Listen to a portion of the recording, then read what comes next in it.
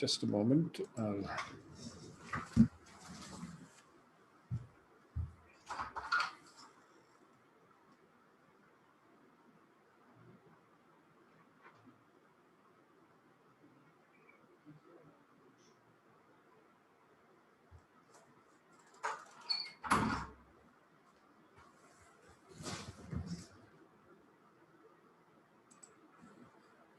Hello, good evening. Good evening, everyone.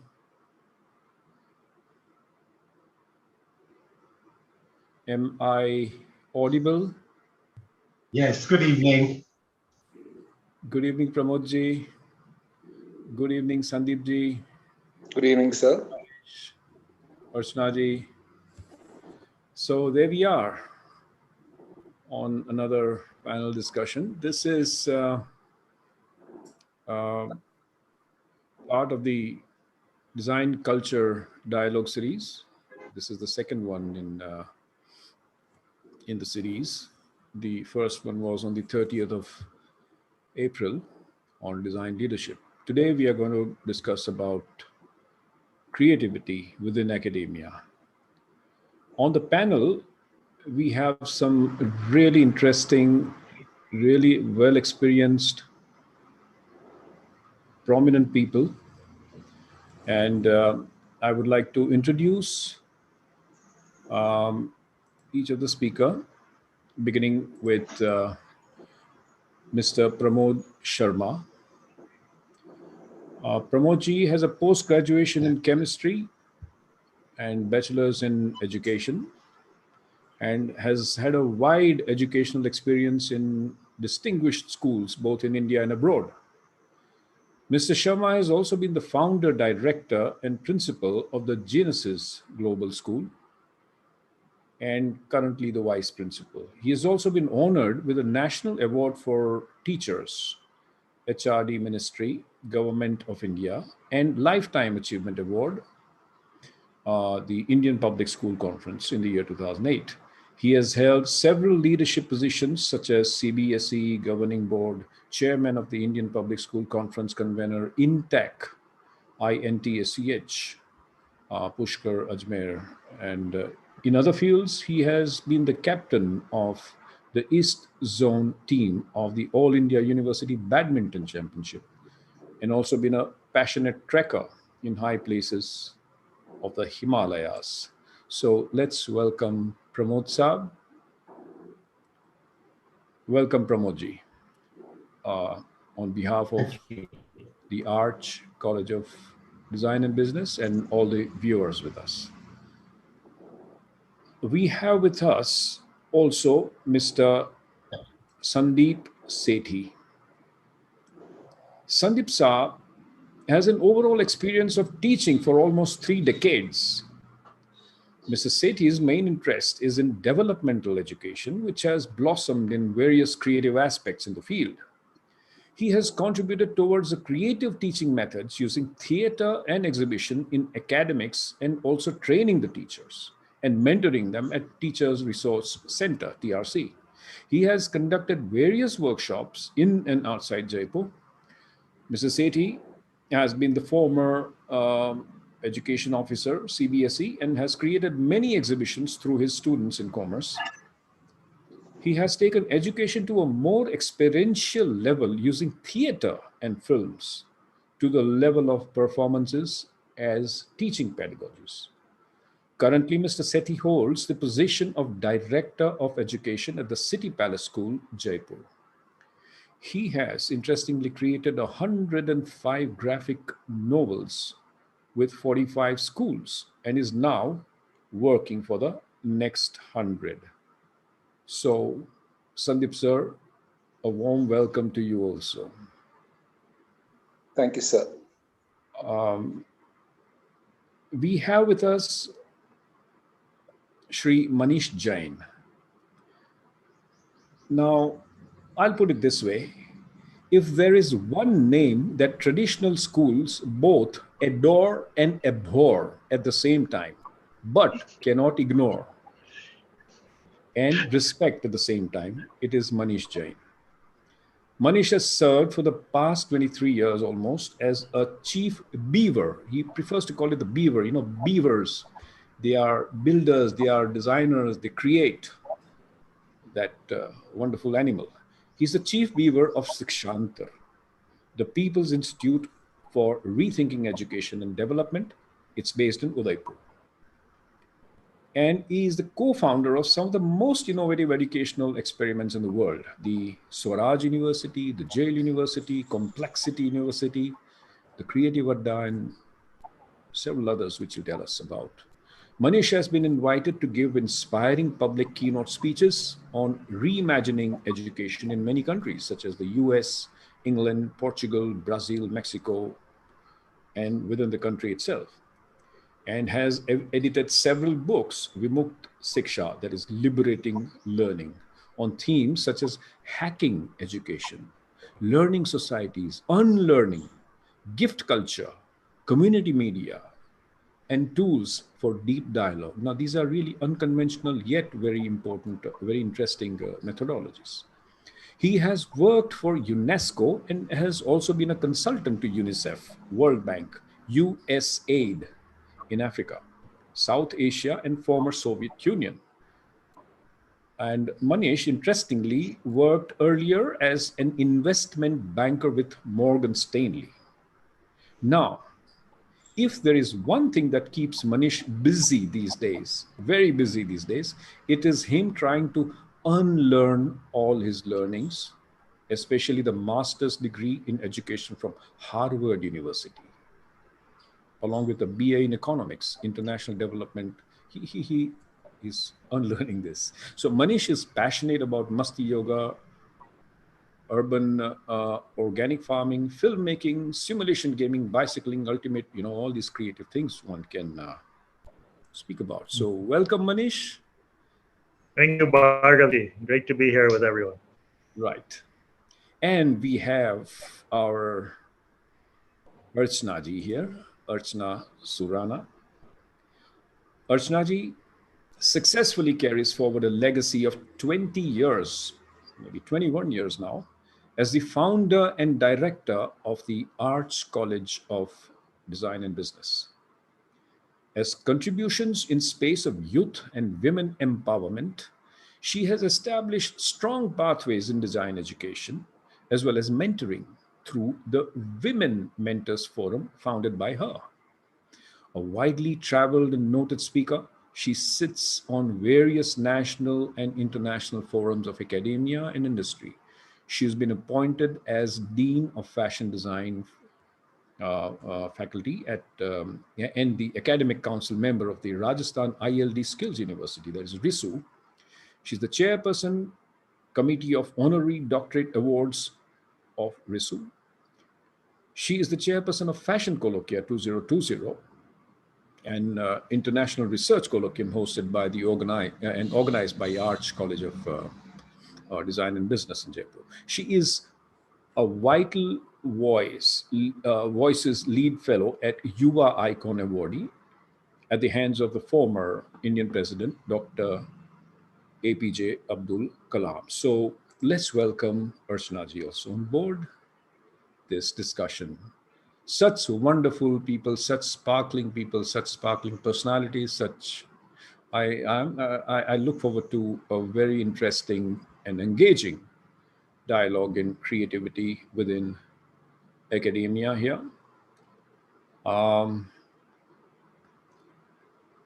So to begin our discussion, I would like to introduce a thought that I have, and which goes to everyone here, and maybe we can take it up as a point of discussion. Like, times are trying like never before. The unpredictability, uncertainty, and the complexity of the future are much too ambiguous to comprehend today. When it comes to progress, innovation, adaptation, or even survival in such a scenario, creativity definitely plays an important role, especially within academia, where the future generation is being trained for tomorrow. Today we are facing this world, but tomorrow, what it may be, we really don't know. But in the existing structure of academics, subjects that nurture creativity seems to have a low significance. The system somehow pushes the learners towards convergent thinking process. Success seems to be more lying in learning by rote than by their ability to creatively or critically approach the problem. Interestingly, I may even go further and say the cut and paste plagiarism seems to be an evident outcome of the rote learning during the later lives. The question, is it feasible to incorporate research-based thinking for students in schools in their early years in order to nurture students of tomorrow into the original creative thinkers and professionals? So looking at scenario today, and with all your experiences and knowledge and your involvement in academia, I think this will be something we can talk about. So how do we start? May I invite Pramodji to say something on this? And then we can take turns.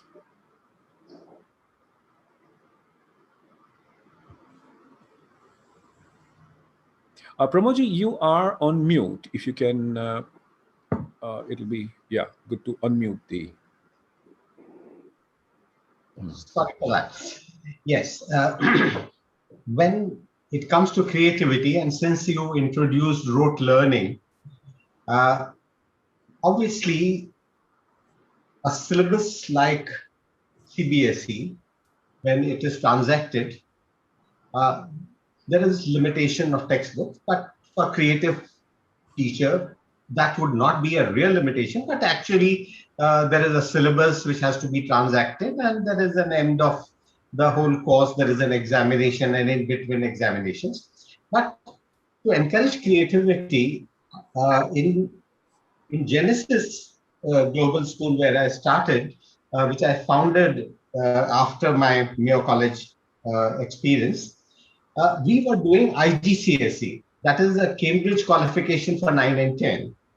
And there is a subject called enterprise, which I'm totally floored with. What happened with this subject is there is a group of 4 or 5 children together have to run a company, a business inside the school. So they have to prepare a business plan. And I'm told lots of people have not heard of a business plan till they reach business schools. So this is in grade 9, as soon as the child has gone, prepares a business plan, projects it to the principal, and principal says, yes, it is all right. It is in keeping with the philosophy of the school, so you can go ahead. So they divide their roles. One becomes procurement officer, one becomes publicity, one becomes selling, marketing, and all that. So yes, they run this business, keeping their the evidence and the photographs of having run the business, and they run it for 2 years, and at the end of it, all this information goes to Cambridge, and Cambridge awards them A or B or whatever, just like any other subject. So when we started this, I found it very interesting, and the children would run this business. So end of it, they came back and said, what do we do with the surpluses? Since profit is a bad word, so we use surplus. So what do we do with the surplus? So surplus, I said, okay, you spend on any charity you like. So that got another thing, in their mind as to what are the charities available, what can we do? So smaller things started happening in the beginning, which meant that a group went to, because in this school, every class has to go to some NGO to do some work. So one group went to a government school came back, said, sir, the children were sitting on chatais, and chatais were so dirty. There were even insects there. So I said, what did you do? So we picked up all the chatais, plastic chatais, and dumped them outside. We did a little sprinkled water and cleaned up the place. So I said, now what? So we have that money lying with us. Can the chatais be bought today before the children come next day? Otherwise, they'll have to sit on the cold floor. So I said, fantastic. So that was how it started. One time they came back and said, we want to set up a unit of affordable sanitary napkins. And we have the money here, so give us a place. So this affordable sanitary napkin factory or small unit is running in the school, where children in the boarding spend time whenever they are free. They have a worker employed by them. They have designed an app so that the villagers can order these, and the children go into the villages explaining to the village women about the menstrual hygiene. So that is how the creativity, one thing leads to the other. That is what I wanted to say. Very interesting. I mean, it's a very natural way of going about things without actually calling it creativity and all these things. But you're doing it actually. That's very interesting.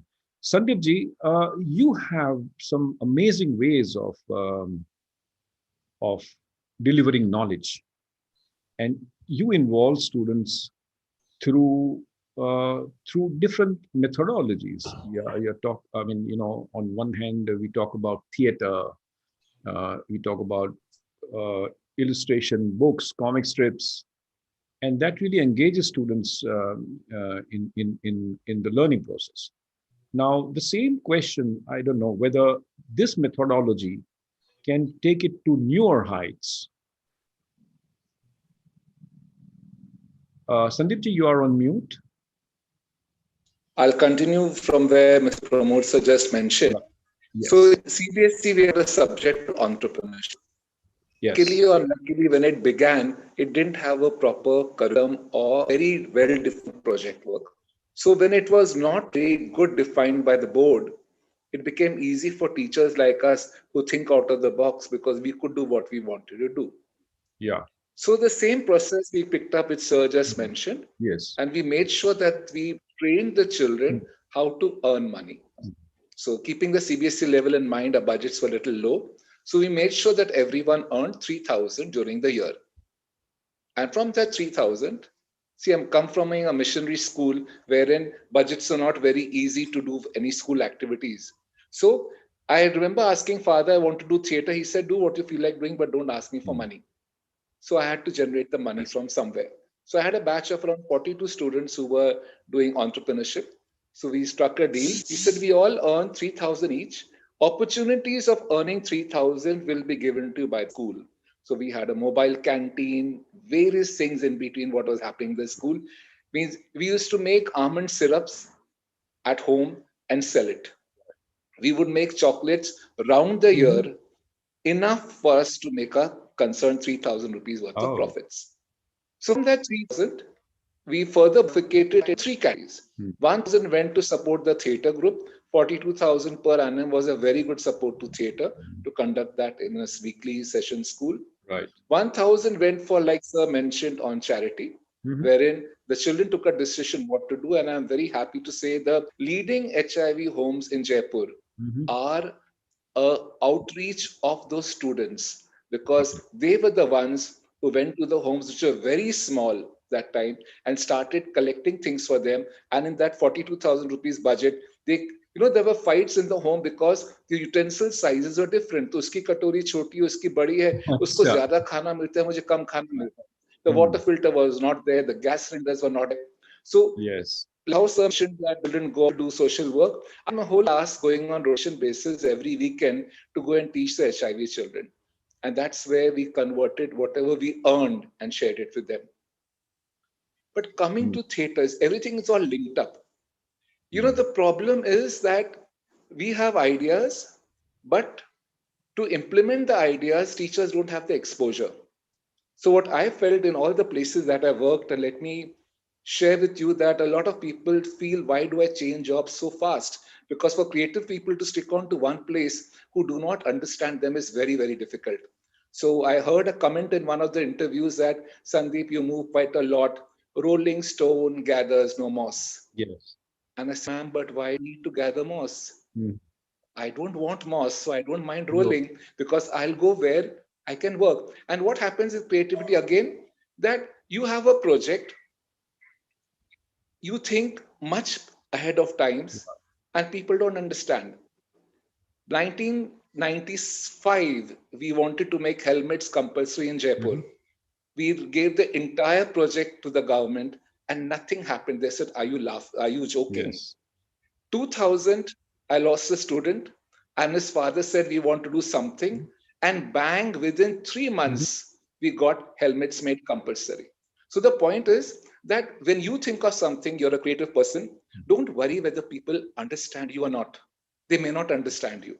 But if you're very sure about yourself, you go ahead and complete the project black and white on paper, because God Yeah. has said, this is not the right time. But you do your homework. वो कहावत है ना, Right. the carpenter should keep on sharpening its axe. So you keep on doing your project on paper. It will Yes. have time to come. The time has not come.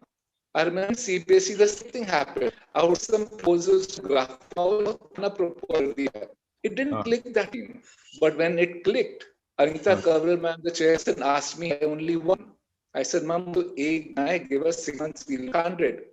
So creativity has a lot of problem with the people who are thinking out of the box, because they cannot be good administrators, because Yes. administration और creativity दोनों को मिलाना बहुत मुश्किल है. बहुत So मुश्किल है. I That's was true. not a successful principal because I am more on the creative end, and I would like to constantly explore. Yeah. Coming to theatre, it was the most fascinating happened, because that was an opportunity for children to express themselves, to think what they have studied, now to put into a way of sentence or a phrase or a scene where they have to explain to others. So they had to go through the whole process of understanding, assimilating, and delivering. Right. And all the personality traits that we look out for, कि बच्चे को सीधा खड़ा होना चाहिए, voice बुलंद होनी चाहिए, everything comes up in theatre. And my colleagues were my biggest critics, who felt that, we used to do theatre, and we, like, first icing on the cake was when we were invited by National School of Drama to perform in school uniform. One of the rarest things happened there. We were called the tamasha walas, nautanki Tamasha. walas. Colleagues can be very nasty. But what they didn't realize was every statement that they made was pushing us to perform better. So we were the tamasha walas, we were the nautanki walas, we were dancing in accountancy, we were having fun shows here and there. To the extent, you have to have a good principal, a good boss who trusts you. So Right. imagine my principal and my parents allowed me to go for shows even during our pre-board time. तो Okay. 12th standard का pre board दिसंबर जनवरी में होता है, exams मार्च में होता है, and here we were going to perform shows, and the academic results were beyond excellent because you were doing what you were studying. Right. So Right. they were not learning anything by heart. The experiential part was actually coming there. But yes, challenges are there. Today, I can afford to boast about a lot of success stories, but the stress one goes through with colleagues is very, very bad. And imagine having a play on sex education. Until we did not have it performed for the then chairperson, Mr. Ganguly, everyone was laughing at us. And when Mr. Oh. Ganguly saw the play, he said, "Give me the script. I want to send it to all schools." So Okay. it does. But as I said, creative people have a real tough job because people don't understand them. And you're very lucky if you're in a group of people where people actually understand you. So as you mentioned, you began about COVID times. For us, COVID times was the time that we created the graphic novels because we could do it. And it's not embarrassing to say, I was able to save a lot of jobs of teachers from the art department because a lot of private schools were removing staff. But because art department was required here, hence we could save a lot of people. So we have managed around 108 novels in the previous 6 months, and we have a target to go for 100 more. 100 more. That's really interesting.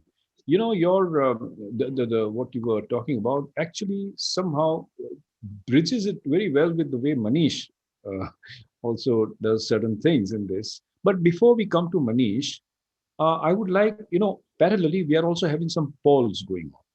So it'd be nice to see a poll question while we are discussing. So, Megha, can you please put up the first question before we go to Manish and take his views?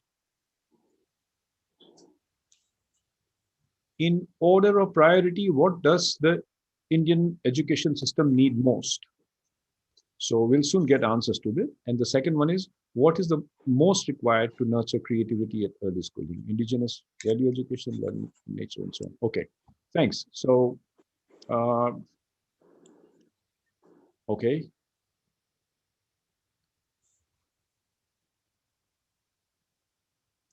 All right. So, Manish, Yeah, you thank you. have a very disruptive way of creating, and especially in relationship to how important it is. Uh, your definition of academia is different. Yes, I understand. But let's try and understand this better and see how we can synthesize everything together and whether it can, you know, be effectively utilized. Yeah, thank you, Bhargav. Yeah, I mean, generally, your question of whether creativity can be, effectively supported, meaningfully supported in academic environment. Despite what the previous speakers, I appreciate their efforts and their stories very much. I would kind of argue that creativity, the school system is actually designed to kill creativity. And the sooner we get to grips with that, the sooner we can actually do something that is much more meaningful. And I'm not saying that the efforts are not sincere, but actually which will be much more effective. So example I would give is, if an operating system on your laptop is corrupted, you don't keep trying to install software on that. You actually say, let's clean up the operating system. And so I think that's where my general thinking is, that we need to think more deeply about the operating system.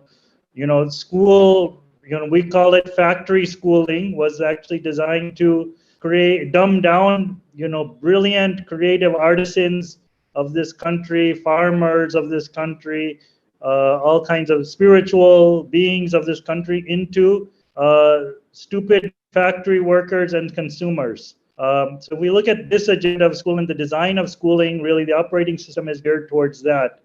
And while there may be very brave and noble individuals trying to change things, I think that we need to really, the time has come, and this is not something new. Gandhiji, Tagore, Aurobindo, Swami Vivekananda, all of these people 100 years ago are saying the same thing. So I think 100 years later, we need to, the time, and now at least we're understanding the uncertainty. We pretended for the last 100 years that, the world is not uncertain and we can, dictate human will on nature, but we're actually seeing that that's not the case. So I think that I've only seen one case of real deep creativity, learning for creativity that happens in the school. We made a film on it a few years ago, and that is around the area of cheating for examinations. If you see there, that's the most creative space that you can find in the school, which is initiated by students themselves. It's not dependent on that. But the problem is that whenever we see children collaborating, the system tends to call it cheating. But I think that some of our more fundamental understanding of creativity we're going to have to go into if we really want to get into this. And one is that we have been conditioned to believe that creativity is an individual act. The West has said, very much imposed this upon us, that these ideas of creativity, that it's an individual who's creative. And yet in our, if we look across our country, look around examples all over the world, this understanding is starting to emerge that creativity is actually a collective act. It comes out of sharing knowledge. It comes out of sharing compassion and love.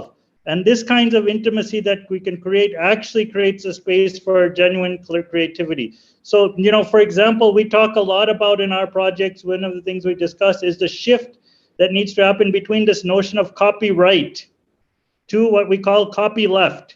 The spirit of copyleft, of sharing knowledge, has to be driven. And I would just say one other thing, is that what we need to do, and we have started to already do that, we have projects in Delhi and in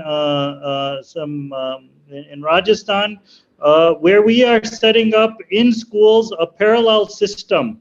Every day, children get to have 3 to 4 hours a day throughout the entire year to explore their creativity, to explore reconnection of their hands. And I think that the first step of any of these spaces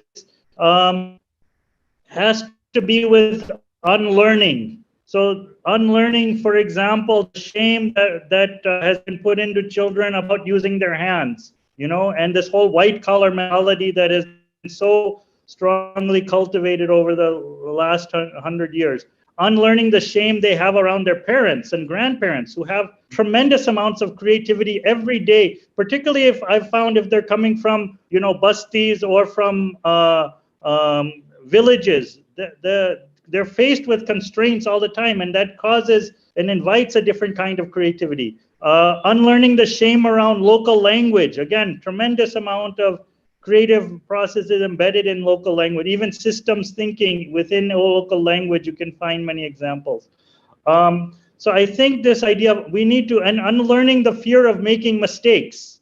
I think the thing that school, one of the biggest fears that it embeds, there's two things. One is fear of mistakes, Yes. and two is fear of competition. Absolutely. So unless we actually, we can do whatever activities we want, like these two activities that my fellow speakers have shared are amazing. But the underlying thing of those is the unlearning that is required to actually, so what we are trying to set up is we call them creativity addas. They run after the school timing, and there's a space for children to come and freely explore. And one other thing I just want to say about creativity, and all of the people here are so creative, so you'll very much easily understand it, is that we have to make, the first thing is we have to make time for creativity. And creativity is not like something you just snap your finger and now it's not one period I get to be creative now. Creativity requires a lot of time and space. It requires space to do nothing sometimes and things flow. It requires a space when you get into something. A lot of psychologists have used this term flow. You enter into a state of flow. And that flow, like I make films, for example, I will work on a film for 8, 9, 10, 12 hours straight because I'm just in a creative flow. And unless we give that to children, that time to do it, and if we expect them to be creative in 45-minute periods, we are making a great mockery of the idea of creativity. So I think what I'm inviting us is to actually think a little bit more deeply about how do we create genuine spaces for continuous creativity to flourish. Yes, that's I think very well connected, and the way you put it. But many a times also say in education there are certain hardcore subjects required for overall progress, and these are difficult subjects to learn. Right, the sciences, the mathematics, the economics. Now, creativity and science, creativity and say economics, creativity and so many other physics, connecting these two. And probably what you're saying is that the methodology that you employ, like, that can help in making learning far more interesting, non-competitive in a way that, and much deeper from its understanding point of view. And I think, Arshanaji, you have also done a lot in this area, especially when you run such um, a respectable design college. Uh, you might like to add something to this. So, can I just ask you for a few um, thoughts of yours? Thank you, Bhargav sir. I was more keen on listening to our, our creators here of the education system. And I was into deep introspection because I'm self-taught, and moving into a city like Jaipur, where I could see so much of opportunities, where I felt, things that I didn't know, and I put my hands into it, realizing that, that was an opportunity.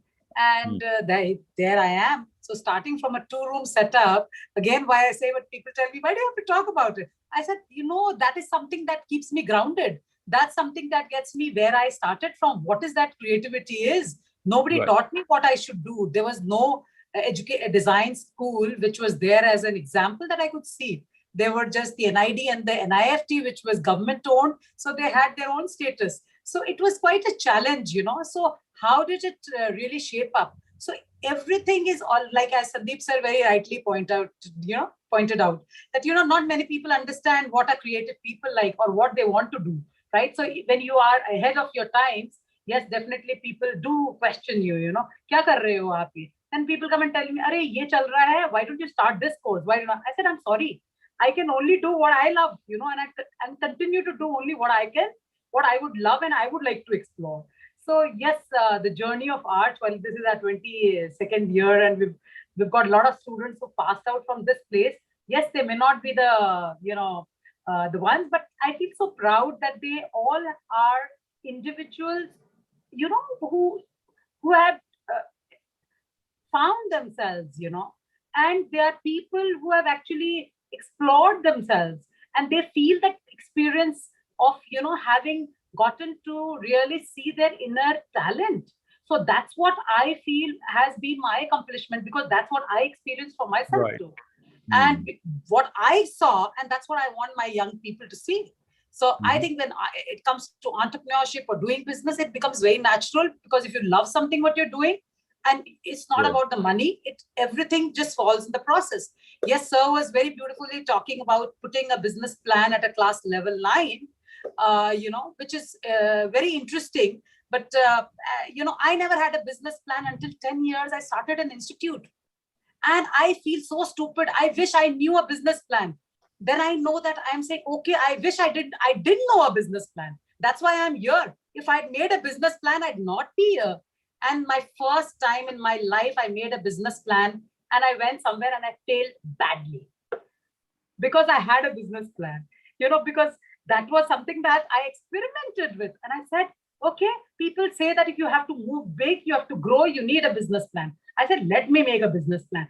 And I failed drastically. If I say drastically, it has taken me 4 years to come out of it, which again, I feel is a blessing, because I've learned so much out of it. So I think failures and creative people have that ability where I think, it's not to make everybody happy, but yes, in people's eyes, yes, you are measured whether you are successful or not.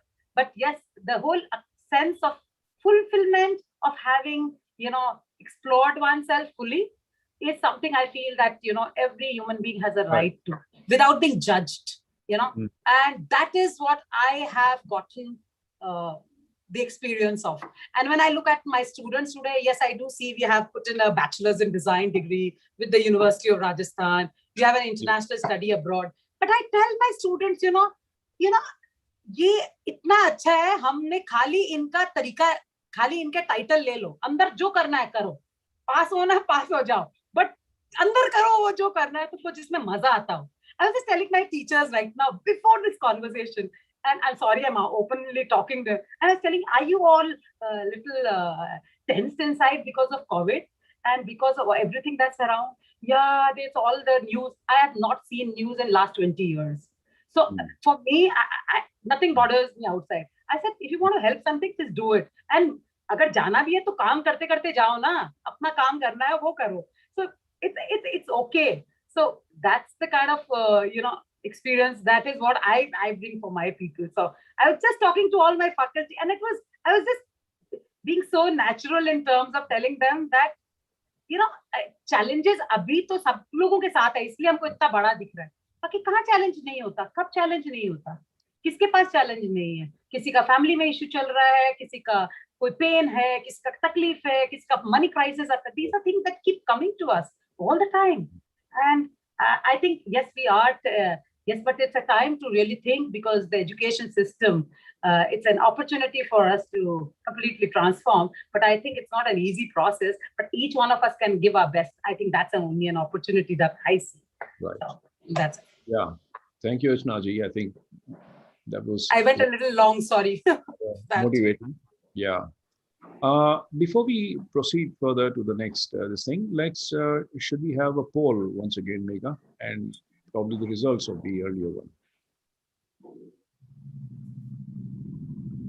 one. Okay. Sharing the poll results. In order of priority, what does Indian education system need the most? Customized system approach, 7%, training of faculty, 16, nurturing creativity, 57, that's good, design thinking, 20%. What is most required to nurture creativity at early schooling? Indigenous value education, 20%. Learning in nature, 37%. I think Manish is going to love that. Story-based learning, 31%. That's for Sandeep ji. Digital teaching and learning. Okay, thank you. And what's the next poll question? Do we have? Yeah, there you are. All right. Online education has become the only option in these times. How effective and useful is it? And we'll get to the answers in this soon. So let's go ahead with the next thought I had. See, we have been talking about creativity, and I see that it can be of two types. There is the artistic creativity.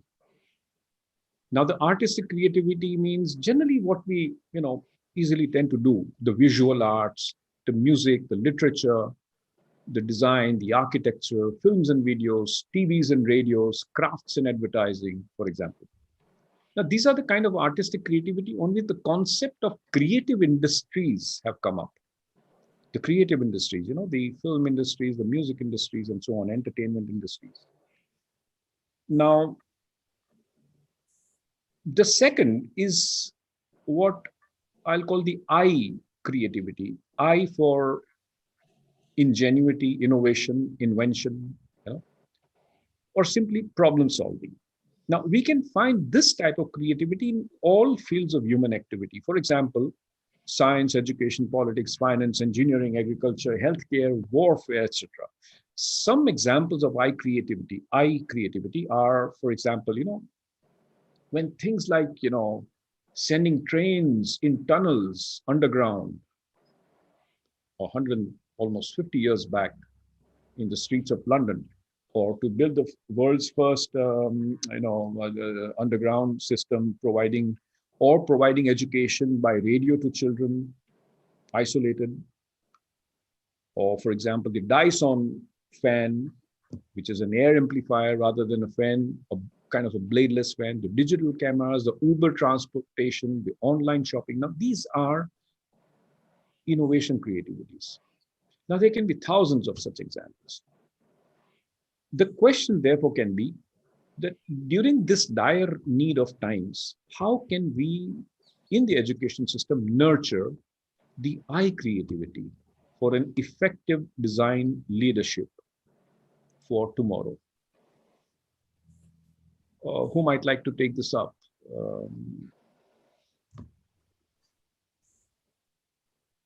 The A creativity, what we generally tend to do, probably in schools and in our later education also, which is more of, artistic. And the innovation creativity, that's another level.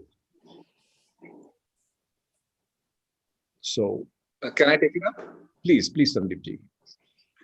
See, as all the people who have been speaking right now with a lot of experience coming up there, the point is, when we are talking about what can be the solution to such things, is the research technique. Again, if we are expecting our school teachers to do research without letting them explore and train them how to do research, it won't happen. So especially in the times of today, if you're talking about the online stuff, what could happen, what could be the best way to come up in the situation right now, or maybe that can also come up for more times to come, even when offline comes back. If the teachers are not allowed or given sessions of doing research work, of exploring. So I come from a school, Jamnabai Nasi School, Bombay, where we didn't have textbooks. The ICSE board was very difficult that time, very different. We had research. We were not given one textbook to follow. We had to explore more and more to create our notes. But unfortunately, that system is not there these days. Now, the teacher is not doing research, taking a textbook and cramming up and giving up this material. The students are doing the same. And even when we are having, the board has gone way out to create practical works, the teachers have also found out ways of not conducting practicals and giving them the practical marks. So the thought by the boards, the thought by the policies are always there, but the problem is in the implementation part. So right now, the problems that we are facing in, if we can pull up our socks to understand how to implement, how to put things into practice, because now comparatively we have little time to think, because at least we are saving our traveling time. So can we go ahead to do research programs wherein we do the research and then understand ourselves as to how it can be done? Apart from that, what you just mentioned was like subjects like science, economics, they can come up beautifully in storytelling and in enactments. We've done plays in mathematics. Most difficult concept, we've converted that into play form. Remember that you cannot convert anything into a story or in a play form until you've actually imbibed it. So understanding has to be so good, then only you can convert it into something else. So for us right now, the teachers and the faculties and everyone would have to understand this in a better way, in the most possible application possible way. Then only you can decipher it and bring it out in some other form. Otherwise, they will stick on to do what they were doing of root learning. I'll just give you one example. In Jaipur, we had the bomb blast a few years back. And that was again the time where the entrepreneurship subject had just begun. So we had a lot of free time to understand how to do the practicals. Board had given us some suggestions. We said we will do beyond that. So we took up a project because there was a bomb blast in the city, and Jaipur is a very sensitive city where a bomb is blasted, and it affects the tourism. It affects the craftsmen. It affects many, many people. We did a very strong case study of that in class 11th, covering all topics from the textbook, but putting them into an application form of interacting with 7 top industrialists of crafts, 7 trade person, and 7 craftsmen. The city witnessed a beautiful exhibition which lasted for 5 days, wherein children came from out city also, because we had converted everything into a practical form. So as you mentioned right now, they'll have to do constant research and do innovation for themselves and understand.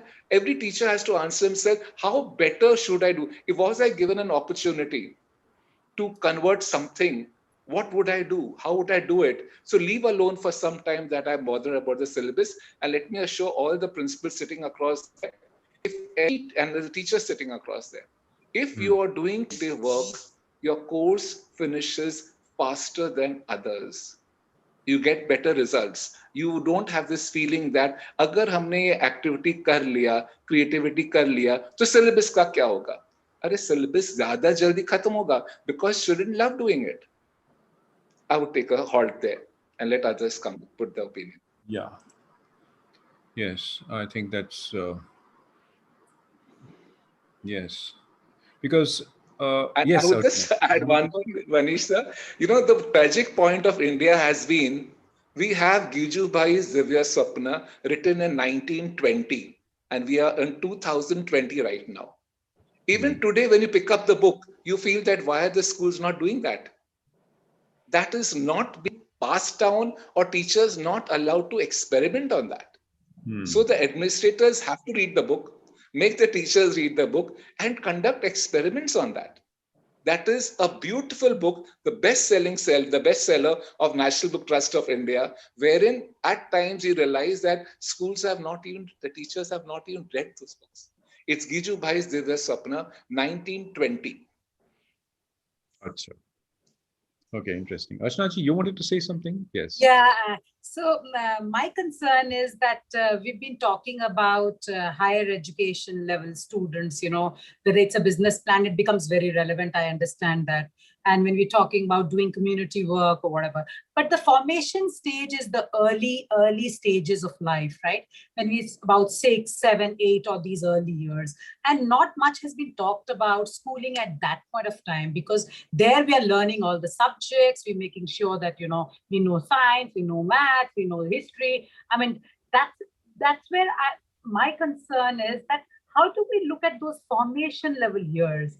How to bring in nurture creativity in those formation level years? Because yes, at a later stage, we are wanting them to be ready for the world, making sure that they make their career choices, make their right career field that they pick up. What about the early stages of formation where actually creativity gets nurtured? The whole idea of self-expression is something that has to be nurtured at that age. And have we really addressed that age group within our education system? If there are certain things that you have, I'd be really happy to know, because that's very important as a age group. But I feel that we have creative session creativity for principals and teachers, because then it will pass down to the children. So when you want to check on the children when they're in the grade 4, grade 5, grade 6, who's going to help them to be creative? Who's going to allow them to think? It is the God for them who's a teacher. And for the teacher to do anything, it is a permission from the principal. So I think that sect have to be exposed to creativity. And maybe that could be a step forward to go ahead from there. I'm not too sure what will happen, but I think that is one way out. I'm sure Pramod sir and Manish sir will have better options for that. Yeah, might have a point there. Yeah, I can jump in. Okay, yes. Yeah, so just I'll pick up where Archana left off, and then maybe say something about what you were saying earlier too. So I think that, for the early years, my experience is that, the center of what actually learning should be is around free play. And there's a lot of research that is now coming around the world that gives space to children for more free play rather than control. And I think also minimizing the need for textbooks, and we should have more things to develop. Our work, at least with young children, has always been around much more sensory development, different things, making things with their hands, getting their hands in the mitti, dancing, free dancing, and even more focus on language. Actually, kids pick up a lot of language. So there's a lot of, the idea of one thing that I've been really visited abroad and liked, and quite of different countries, and there's some projects like that we're helping in India also, is the idea of forest schools. So the idea of actually one of the major things that we're seeing around the world is just spending so much time, children in these concrete classrooms. And what we need to do at younger ages is there's the idea of forest schools, as kids are actually mostly outdoors, playing in the forest, playing with trees, climbing trees, knowing about different plants, running around there, and they're actually feeling the different seasons. They're connected. And what we've seen actually is related to creativity is when children and adults don't get that, we start to get what's called nature deficit disorder. And that kind of psychological disorder we can see showing up, the mental health epidemics. When I was speaking earlier about this, I think it's important to recognize the damage that schooling is doing, that its current factory schooling is doing to young people. It is a criminal activity in many ways, that the way it damages people's We see so many children committing suicide, attempting suicide, going into deeper depression, being drugged for being hyperactive. This new hyperactivity again. When we were children, we just thought that, okay, that kid has a lot of energy, doesn't want to sit down. Now I know many children. A lady came to me from Bombay. She removed her kid from school, 11-year-old, to pursue homeschooling. I asked her why. She said, I went to 4 schools in Bombay, child with Ritalin, and this kid, I met this child, is so talented, so creative, but he didn't want to sit quietly and obediently in a chair all day. So I think that, we need to see this, and if we can, in design, you guys already are quite familiar with biomimicry. So nature is a fantastic designer, fantastic things, and I think we need to actually start to learn again much more from nature, because a lot of the creativity and design actually I see happening in the world is actually towards destroying the planet. A lot of creative minds are towards destroying the building bigger bombs, or more toxic chemicals to pollute our water systems or our bodies. These are all creative minds have done that. But how is that creativity? What's the ethics around it? How are we connected to nature? I think these are some of the questions. And what you were just saying, Bhargavji, earlier, I think the traditions we have of Jugaad. The Jugaad is not just a technology. Jugaad is a mindset. And I think that mindset is something that we have not invested enough to research and try to understand. And that will require great humility from us to recognize that most of the people who don't have any degrees are way better Jugaadis than we are. And we need to learn from them and not keep pretending that they're uneducated or illiterate or all of these words that we inherited, that they are great designers. I mean, Bhargavji and I joke, people don't come to Rajasthan to meet Bhargavji or me or Archana. They come to meet all of these creative people who never went to school, who have created such amazing culture in this place. So I think we need to recognize that. And the way to start at least is, I would say in a very simple way, is to start with children's everyday questions, about really what is happening, not their questions about what is in the exam or what is in the book, but their questions of everyday life. Why is my river polluted? Why are my parents fighting? Why are there beggars on the street?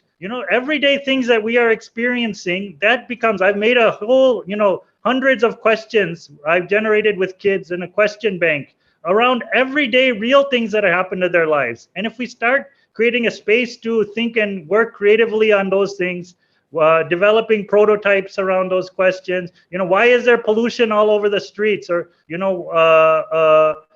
all of these things we can start to actually look at in our everyday lives, and that would generate this kind of spirit, I think, in a very simple way. And the last thing I just wanted to say is the need to revalidate experiential learning. Still, our system does not value experiential learning. I've heard over and over parents saying, don't do that theater, don't work on that social enterprise, don't work on that business project, focus only on your marks because that's the only thing that matters in life. Until we change the paradigm, we are going to keep going down and down and down as a country. Mm-hmm. Okay, yeah. I mean, what you say. I'm getting a bit curious, while you already have such a big system, right, which is already so robust, it's catering to so many people's education. And now we are looking at a reform. I mean, either it becomes completely radical or there will be a complete disruption, right? Are we ready for that kind of disruption? Or are we now looking at something that we will be able to make some tweaking here and there, but we still have so many people that we are keeping them in an order? That kind of orderliness is something what is occurring to me when we are looking at education, get everybody to be in that kind of order rather than having each one be in their own space. So when we look at these kind of challenges, which are big because their numbers are associated, there's the, if you look at the age groups, I mean, at least the school system has been able to manage that entire age group together. So if I look at a couple of very strong tips in terms of what kind of reforms would you suggest, because your ideas are radical. Sir, they have been very accommodative in terms of the CBSE trying to imbibe, very small little things that can imbibe creativity at all levels. But would you like to throw some idea, each one of you, in terms of what is the takeaways that you have in mind that could really help us transform faster? I mean, or maybe reform faster, because transformation is completely at a go, but it shouldn't completely change, alters the landscape. But we are all here talking about change, because change is something which is always little here and there, how it suits and fits. So if you have something very, out of your own, the insights that you've gathered, there's things that I'm sure that are coming to you, but, because the system is so big, we can't alter it all together at a go. But, that these little insights that would be really valuable for people as a takeaway today, because we've got 550 plus registrations for today, and they're all people who want to hear people like you who are so enlightened to having, worked on this kind of a structure. So I think Pramodji. Yes. You see, all these ideas about going to the environment and all about dropping out of school and homeschooling, these cannot be solution for everyone. These can be solution for specific children. And I'm not saying they're bad ideas, but it is a huge challenge for the parent. I've seen some of those children as well. At the moment, I'm actually a consultant. So I'm actually consulting with a school which is coming up in a rural environment in very near Jaipur, a place called Pilakua. And this school is about sustainability. This is being funded by Pradeep Burman, who's Dabar, promoter. And so this is all about, he wants the children to have MSDs should be most important, sustainable model, and how will we recycle everything? How will we reuse? So the electricity that has to be used by the school has to be from the solar panels up there, and everything needs to be recycled in the school.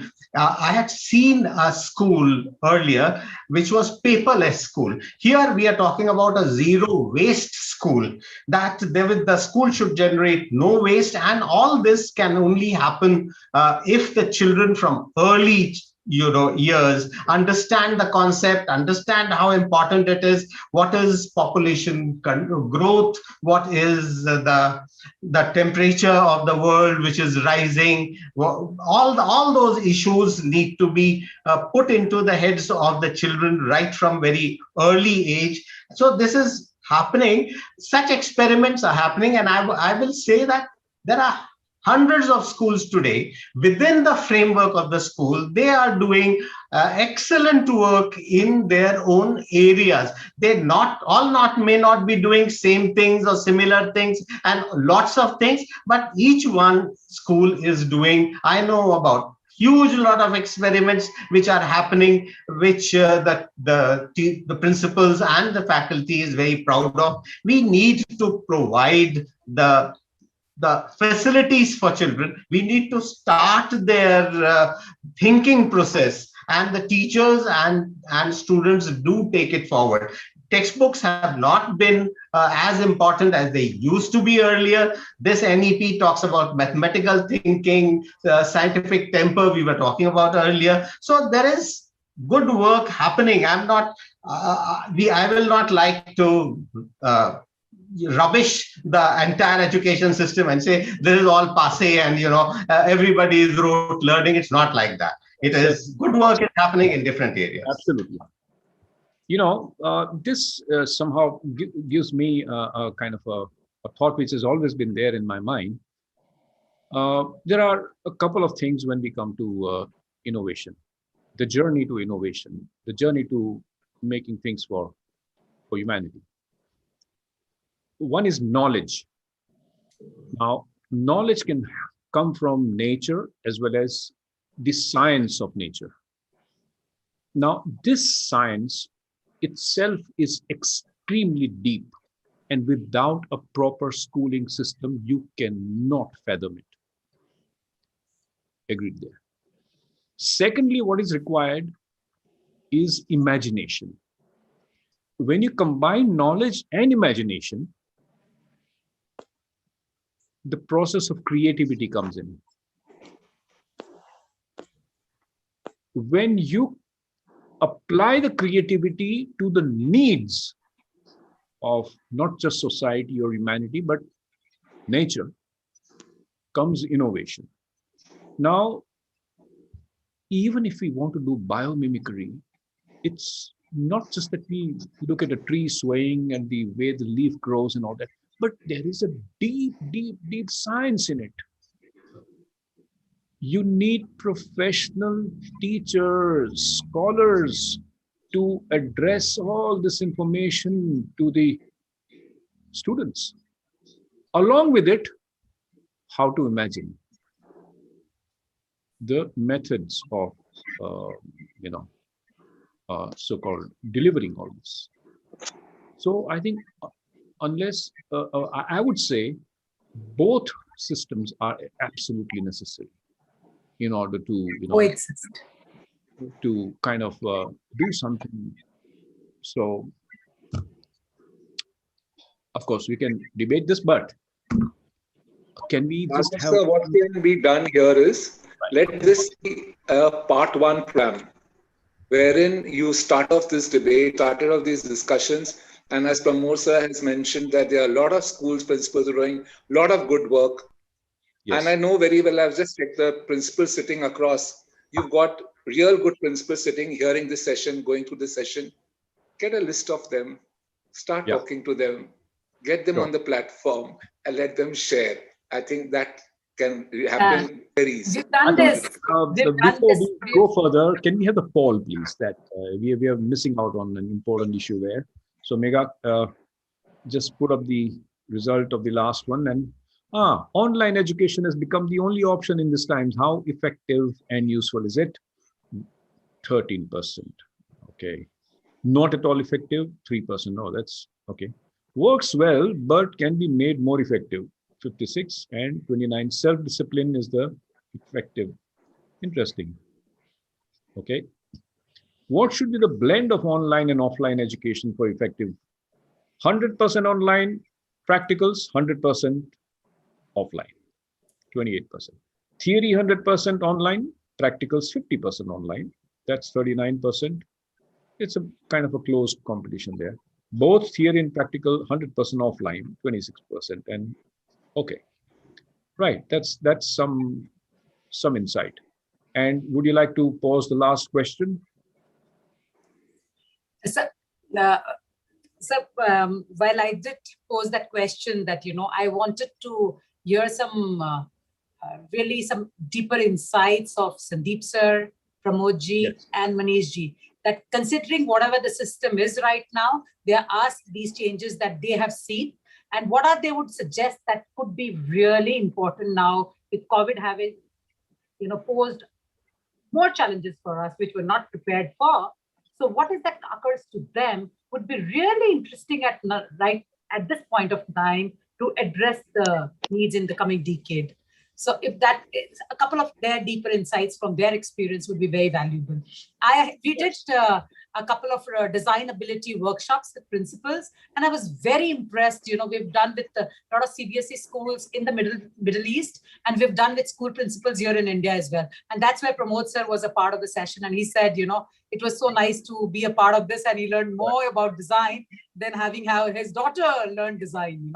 So I think somewhere because design allows that fluid, that fluidity, it allows that creative expression, the self-expression.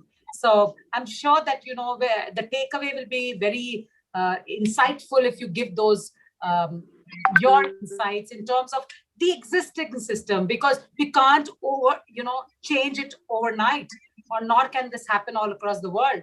because, and whatever we are in, we have to accept that. That is also the beauty of creativity, that you accept things the way they are and make the change where you can make it possible. So I think Manish is doing it in his own way. Pramod sir has done it in his own way, and Sandeep sir has done it in his own beautiful way. So that's how we've been able to. But I think our viewers today, they're all, a lot of them are from the academic background, and they're very keen to listen that deeper insight of Pramod sir, Sandeep sir, and Manish, yeah, which can be implemented to the system very soon. Yes.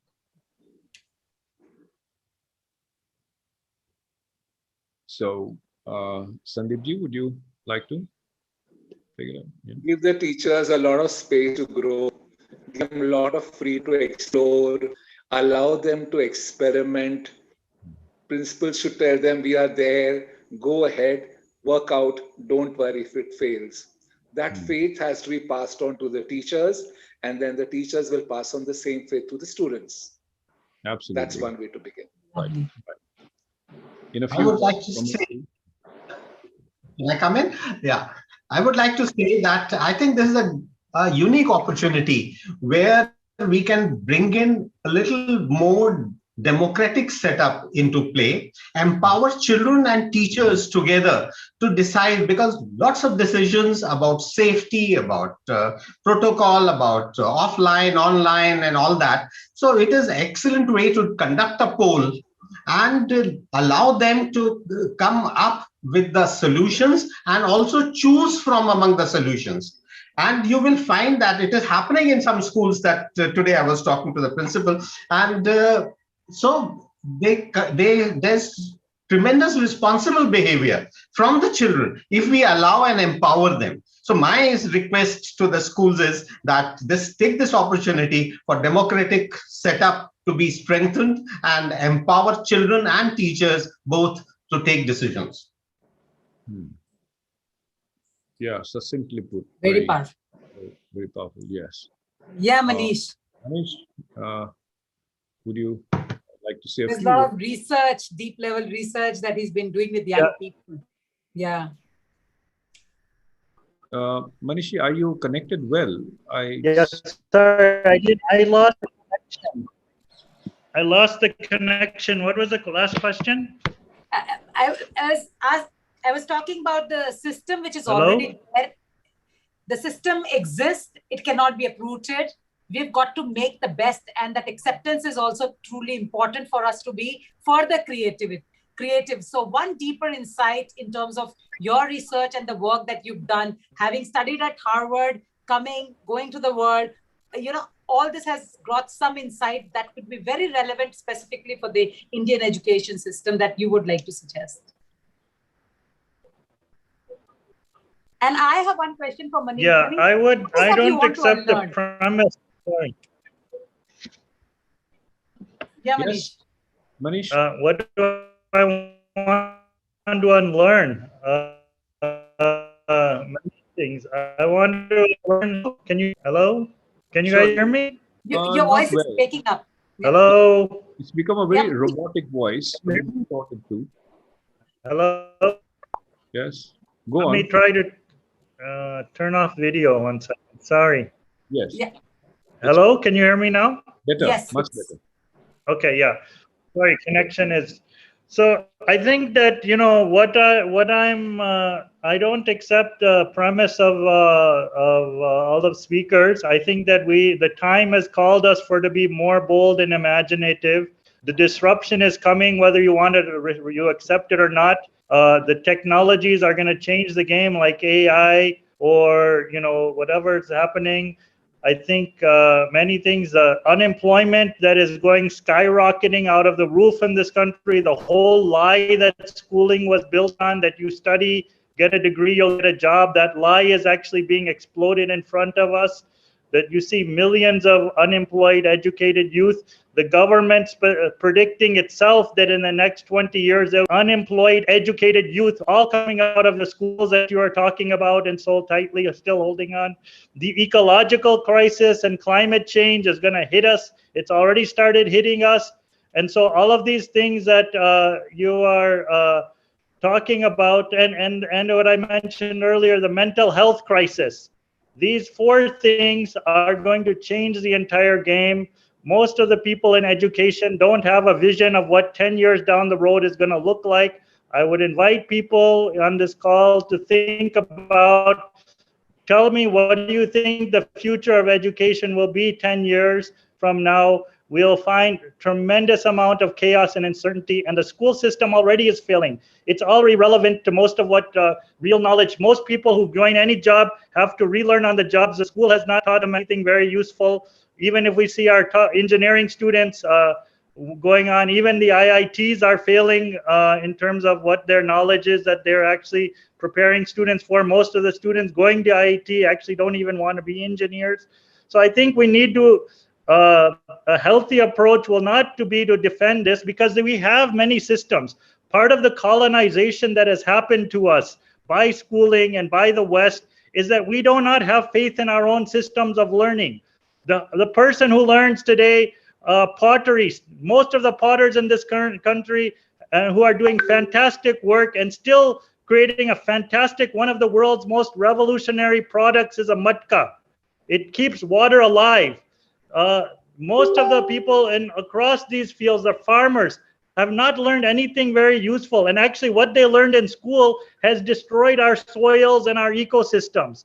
So I think unless we come to this recognition, we're living in a fool's imagination dream that we think the school is going to be repaired and fixed. 100 years earlier, the same critiques were leveled by Tagore, Gandhiji, and we have not listened. They at that time were calling for us to think of new models. They themselves worked on it. I think that is the need of the day. And anyone, the third thing I would add to your two things, Bhargavji, knowledge and imagination. The third thing, which is probably the most important, is courage. Today, most of our people, our educationists, lack the courage to imagine beyond the status quo, because today, we all know it, schooling is a big business, and that is where the money is controlling the game. And this is what we need to come out of and start to imagine. We have to have faith in our own learning systems, whether it be the nature systems. If we look, nature is way bigger than what people learn from nature, is way bigger than what you learn in a classroom. How much time are we investing to go out and understand nature's learning systems? We haven't done that. How much time do we understand our own Jugaad culture? We haven't done that. And we keep trying to perpetuate this system, which is been and put in place. Everybody knows why the British brought this system to India, was to make us slaves. And that's what we are, nothing more than that. And we need to start to rise up and stand up and come out of that. Thanks, and Manish. The first way to do it is the teachers are not going to change. The principals are not going to change, because everybody makes money off of this system. The only way that we can do it is to encourage the students. And we have a large movement, thousands and thousands of people walking out of school, leaving school, understanding they don't need school to learn, that actually life has the best teacher, and you can go out there and you can do it. And there's lots of resources out there to help you to, and even your own story, Archana says that, you can learn and create things without formal education to do that. And I think that's what the people who are upholding India and trying to put India on a path of sustainable living and creativity are the ones who are doing that. And they are not doing it on the basis of any formal education. They're doing it on the basis of real experiential learning and courage. So I think we need to look into that in much more creative ways. It's a much longer conversation. But I think the unlearning thing is that stop looking at ourselves as poor, as backwards, as subservient to the West. We don't need to pick up all of their models all the time and try to just reproduce here. We're quite capable of learning our own ways. And my starting point has always been my grandmother, village grandmother. My transformation started when I realized that my grandmother was more intelligent. My illiterate village grandmother was more intelligent than my Harvard professors. And the day we realize that, then maybe we can find something else. Thank you very much. That was a very powerful thought, Manish. And definitely it requires a long conversation, for which probably we are not ready at the moment, but surely we will continue in some time ahead. but I think we are almost coming to the end of this session. And if Archanaji, you'd like to so-called, So you do the wrap up because you are the best here. So I am also part of them. There's nothing like, but see, whatever it is, yes, crisis makes you, create. As they say, necessity is the mother of invention. That's another way of putting it. And today, the entire humanity, or say life, I mean, there is a necessity. And we have tremendous faith. I have equal faith in the schooling system as well as in the homeschooling system. Only thing is that we need to bridge it, because certainly, even if I want to learn from nature, I need to go into the depths of it. And to go into the depths of it, I will need physics, chemistry, biology, zoology, botany, the way the whole system works. And that learning comes through not just taking information, but through being able to connect the dots between this. Connect the dots, put it into something tangible and something useful. This is the way the medical world, the creativity in the medical world goes. It's during these times of crisis that so many things have come up. I mean, there is no point talking about it. We all know it. Not just that, social science. In the fields of even say communication design and product design, entertainment, communication has changed so much. Look at the way we are talking today. I mean, I have that faith. And I'd like to just add here, very well said. I have this feeling that when you talk about nature, human beings are a part of nature. And as in the school system, we always, हम कहते हैं ना, हम गुरु से जो guru hai unse seekhe, jinko aata hai, people who know it. So we consider our school system has all those gurus, right? Who know it. And they are the one who passing it on to us. And they are the ones who've already studied it, right?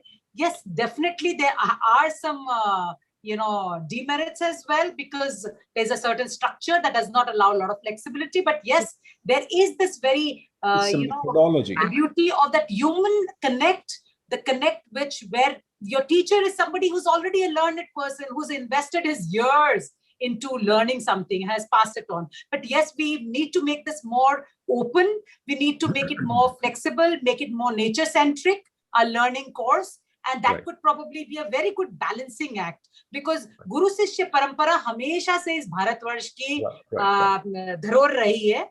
And I think that wohi aap shayad Shikshantar mein bhi, you get them to connect with the best, right? The people who are the masters, and I think we all need to be masters of our work. That's what is probably more important when you're looking at, rather than being a commoner, wanting to be a conformist, wanting to make sure that you fit in well and you have a good, reasonable life, and not being courageous enough to have that self-expression, whether you're a teacher in a school, in early school or middle school or high school, or as principal. We all need to challenge ourselves, be courageous, take that little step that makes us self-expressed and have others be expressed around us. I think that little beauty can bring that human that connect. And I feel, we are the biggest, we are such a beautiful part of nature. As human beings, the kind of knowledge we hold, and that is what we are all constantly sharing in the school system, and how best and better we can make it, but rather than looking at it as just, yes, maybe the whole world has been on that side where the commercial angle has been there, for sure, all looking at becoming, already startups, all busy, all taking off in just one day, becoming big businesses. I think everybody's gotten into that aspiration. I think somewhere we have created those false aspirations. And I think we need to get grounded again, get onto our feet, get our hands dirty, be with each other, enjoy, and make it a mutually learning, environment. I think that's what probably Manish and Sir everybody Yes, has tried to emphasize. yes, yes. But yes, there are different models which will always coexist. Yeah, Mentoring will always be required in some way or the other. Right, sure. right, right. Sure. Sandeep ji, if you can hold on for a few more minutes. I just read the note that you have to leave at 6:25. I know time is running out, and it's been a very engaging conversation. But Megha, if you please share the Pink City Design Conference, which all these design culture dialogue series we are having almost every month will culminate into the Pink City, as you can see here, the Pink City Design Conference in 2022, and we sincerely hope that you'll be part of that. So if you can, you see, uh, where are we? So form, reform, transform is our theme, and there are sub themes within it. Can you go to the third page? Yeah. Third page. Yes, and then these are the sub-themes: Society 5.0, Creativity 5.0, Leadership, Harmonious Livability. And then this brochure will be floated soon. No, not this one. Something which is, can't read this. Call There for are research papers, digital posters, installations. Yes. Research papers, digital posters, installations, and these are the dates: 1st June 2021. Rollout, submissions by 31st July, shortlisting by 31st August, 15th November is the final submission. Next, please. Design story, that's another one. So this is where we'll, through the visual media, through photography, through short films, through illustrations, some kind of story which relates to this. This is yet another competition we'll have. Again, the dates are as they are, the same as the last one, except the 15th September, which is shortlisting. Next one, please. And the Design Culture Awards. So, yeah, next one. Designathon is another event that we'll have, possibly on the January 22. And this will be where throughout the whole day, 24 hours, some design issues will be, design challenges will be addressed. This will be, of course, for the college students. Next one. That's it. All right. Thank you, Megha. There you are. Okay. It doesn't matter. But I would, on behalf of Arch College of Design and Business, sincerely thank all the panelists, Pramod Sir, Sandeep ji, Manish ji, for your valuable inputs, valuable thoughts, and this definitely has had a great impact. All the viewers here, I know you've had a good engagement here in these conversations. You may have lots of questions, I know. You can always contact us even after this, and stay in touch all the time, because we are going to have more such conversations. And Pramodji, Sandeepji, and Manishji, stay with us right till the January dates that you just saw. Thank you very much. And I want to thank Bhargav sir. Bhargav sir is a Dean for Design Culture. And this initiative was completely to connect with the school and the college education system, and bring design, creativity, have that kind of dialogue, and bring in that kind of reform. And I want to acknowledge him for taking this whole conversation, through and having everybody connected. Bhargav sir is an industrial product designer, has worked in the industry for more than 35 years, and he's been into academia now for the last 5 years. And his experience brings in a lot of valuable contribution.